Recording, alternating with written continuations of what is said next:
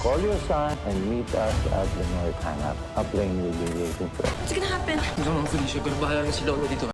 Nagpasalamat si Jaime kay Judge San Francisco dahil pinaunlakan niya sila sa kasal nila Justin at Felicia. Agad namang sinabi ng judge na walang problema sa kanya, lalo't malapit sa kanya si Divine dahil top student niya dati sa Lowy School, kaya nung nalaman niyang ikakasal na si Felicia ay hindi ito makatanggi. Sabay kinumusta niya si Felicia na agad namang sinabi ni Mercedes na masaya ang dalaga kay Justine nang saktong dumating naman ang dalawa.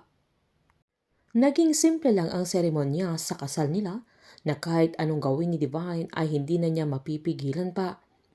Natagalan pa at napaisip si Felicia nang tanungin siya ni Judge kung papayag na siya sa kasal nila ni Justine at kahit sinanyasan siya ng kanyang mami at umiling ito, ay nag-oo pa rin siya nang tanungin ni Judge San Francisco kung papayag siyang magpakasal sa binata. Inamin naman ni Rafael kay Grace na hindi na talaga niya alam kung saan niya hahanapin si Moises, na agad namang pinaliwanag ng dalaga na ang inaalala niya ay yung galit ng binata, kaya sinabihan ni Rafael na gustong maghiganti ni Moises pati na din sa kanya. Sinabihan naman ni Grace na hindi niya kailangang mag-alala dahil naniniwala siyang mabuti ang kalooban ni Moises kagaya nila Rafael at ni Mang Istong.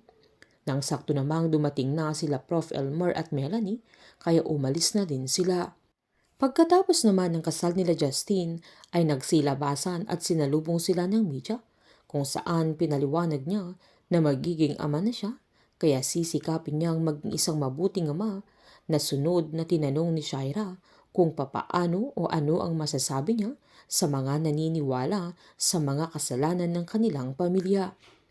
Matapang na sinabi ni Justine na okay lang sa kanila dahil alam nilang hindi nila mapiplease ang lahat ng tao, pero nagpasalamat siya sa mga taong naniniwala pa rin sa kanila at nangako siyang andoon sila ni Jaime, maging ang partido ni Veracruz na hindi nila hayaan at proprotektahan nila ang sambayan ng Pilipino.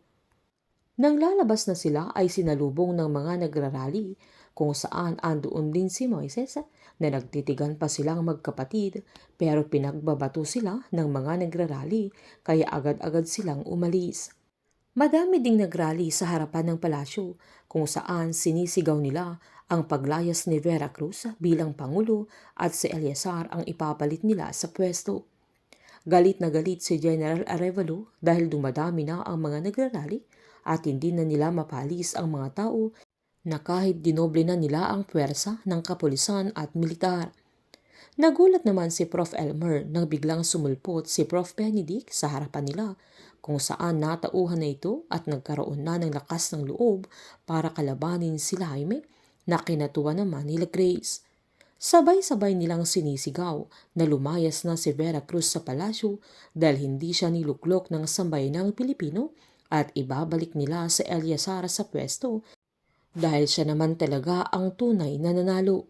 Unti-unti nang bumabaliktad ang mga kaalyado ni Jaime at sa ayaw niya at hindi ay magiging panaginip na lang ang pangarap niyang maging isang makapangyarihan at makontrol ang lahat. At sa paglayas ni Veracruz sa palasyo ay makakabalik na si Eleazar sa pwesto bilang Pangulo ng bansa. Painit ng painit ang mga tagpo, sabay-sabay po nating subaybayan ang nalalapit na pagwawakas ng Pamilya Sagrado dito lamang po sa aking channel. Patuloy lamang po manood at mag-subscribe para ma-update po kayo sa huling 6 na episode. Marami pong salamat.